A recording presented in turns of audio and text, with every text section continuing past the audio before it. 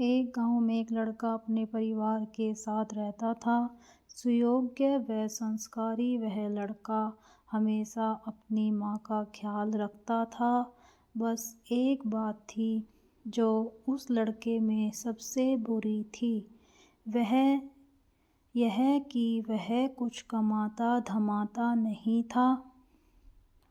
लड़के के थोड़ा और बड़ा होने पर माँ ने उसका यह सोचकर विवाह कर दिया कि विवाह के बाद जिम्मेदारियाँ आने पर लड़का खुद ही कमाने लगेगा।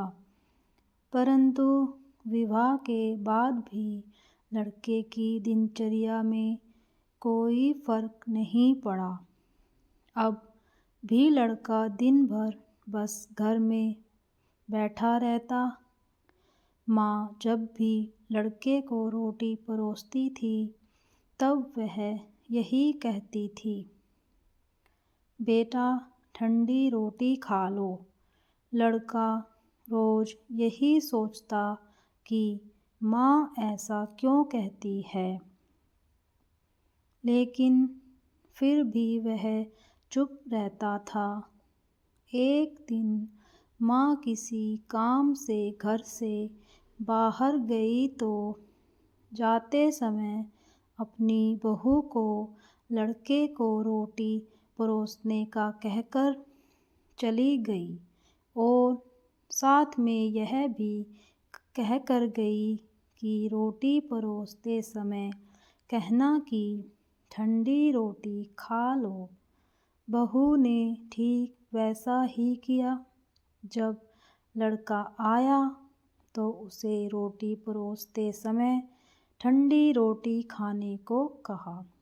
जैसे ही लड़के की पत्नी ने ठंडी रोटी खाने को कहा, लड़के को गुस्सा आ गया।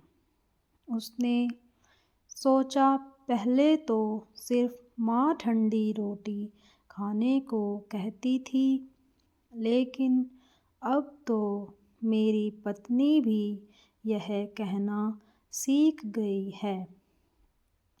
उसने अपनी पत्नी से पूछा, आखिर रोटी गरम है, साग गरम है, तो फिर तुम लोग मुझे ठंडी रोटी खाने को क्यों कहते हो? लड़के की पत्नी ने कहा, मुझे तो आपकी माताजी ने ऐसा कहने को कहा था। आप उनसे पूछिए, आखिर वह आपको ऐसा क्यों कहती है?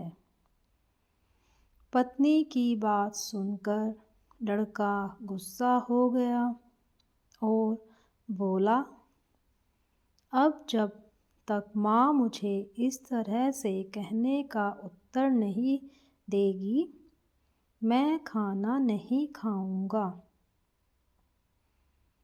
शाम को जब माँ घर आई तो माँ ने बहू से पूछा कि क्या लड़के ने भोजन कर लिया?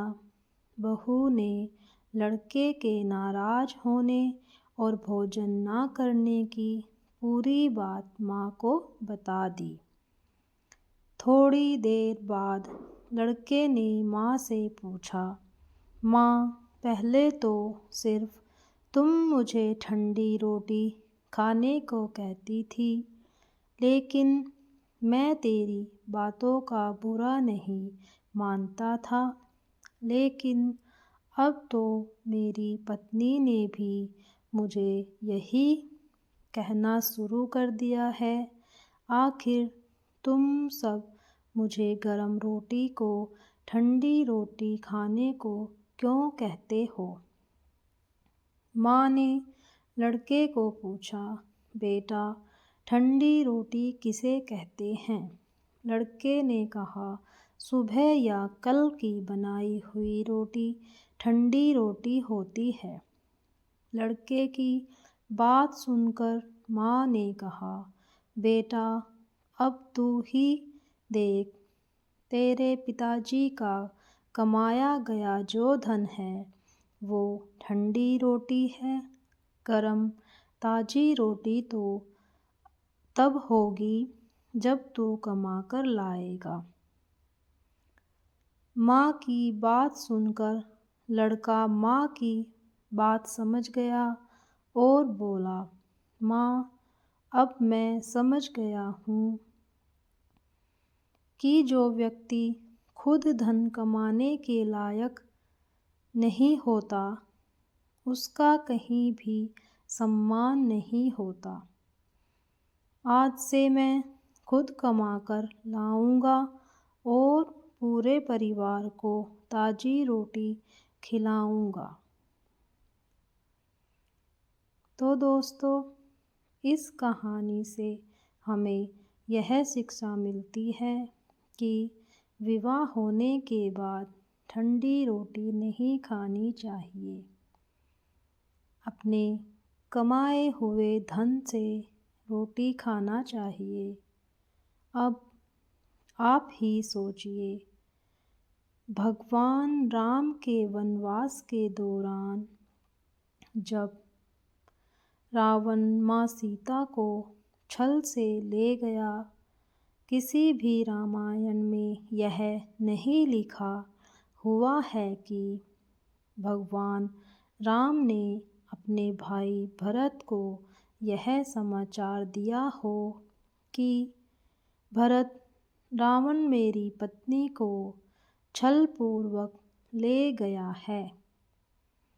तुम आकर मेरी सहायता करो, क्योंकि मर्यादा पुरुषोत्तम राम यह समझते थे कि विवाह किया है तो अपनी स्त्री की रक्षा करना अपने कर्तव्य का पालन करना उनका धर्म है। उन्होंने अपनी भुजाओं के बल से पहले सुग्रीव की सहायता की, उसके बाद सुग्रीव से सहायता मांगकर माँ सीता की रक्षा की।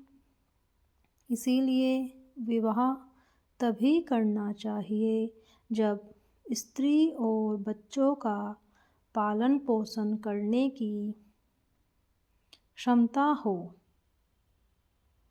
अगर यह ताकत न हो तो विवाह नहीं करना चाहिए। धन्यवाद।